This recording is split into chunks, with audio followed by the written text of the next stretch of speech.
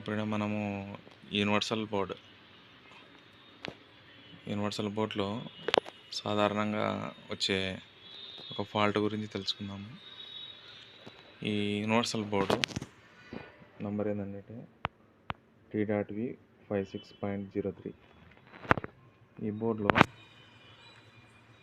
మనకు వచ్చే రెగ్యులర్గా ఒక ఫాల్ట్ వస్తూ ఉంటుంది.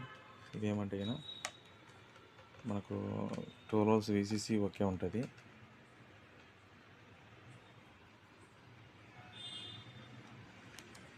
కానీ సెట్ ఆన్ కాదు, అది ఇండికేటర్ రాదు మనకి.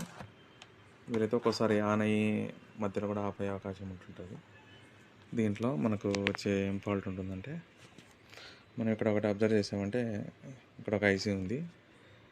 ఐసీ 1118. ఇది 1118 3.3 అండ్ 1.8 అంటే డ్యూయల్ రెగ్యులేటర్ ఐసీ ఇది.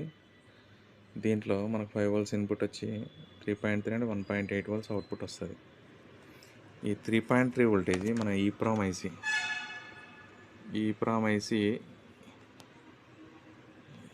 8వ పిన్కి 3.3 volts రావాలా. కానీ మనకు 3.1 3.2 కొట్టుకుంటూ అదే అంటే అప్ డౌన్ ఫ్లక్చువేట్ అవుతుంది. అంటే 3.3 కరెక్ట్ రావట్లేదని అర్థం. 3.3 కరెక్ట్ వస్తే మనకు ప్రాసెసర్కి వచ్చే వోల్టేజ్ ఓకే అన్నట్టు. మనం ఈ రెగ్యులేటర్ ఏదైనా 3.3 ఐసీకి ఇన్పుట్ 5 volts అయితే ఎగ్జాక్ట్ కరెక్ట్ వస్తుంది. కానీ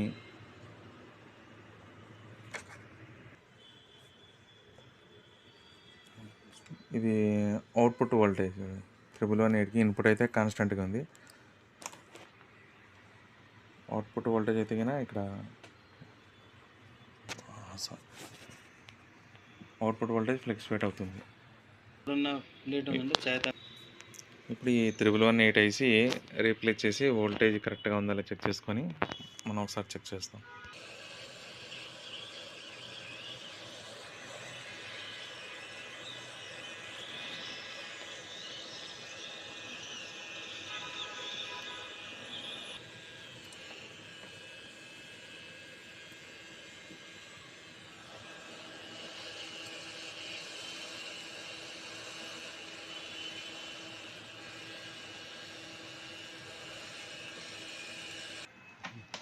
ఐసీ అయితే రీప్లేస్ చేయడం జరిగింది.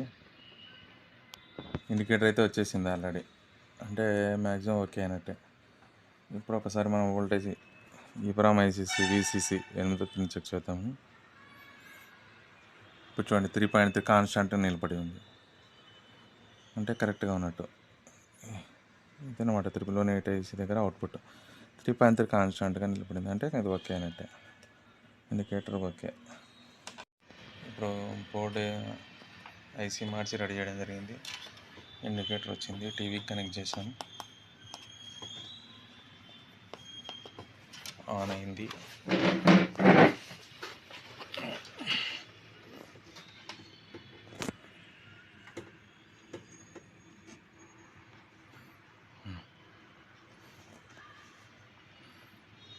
Okay, picture is okay.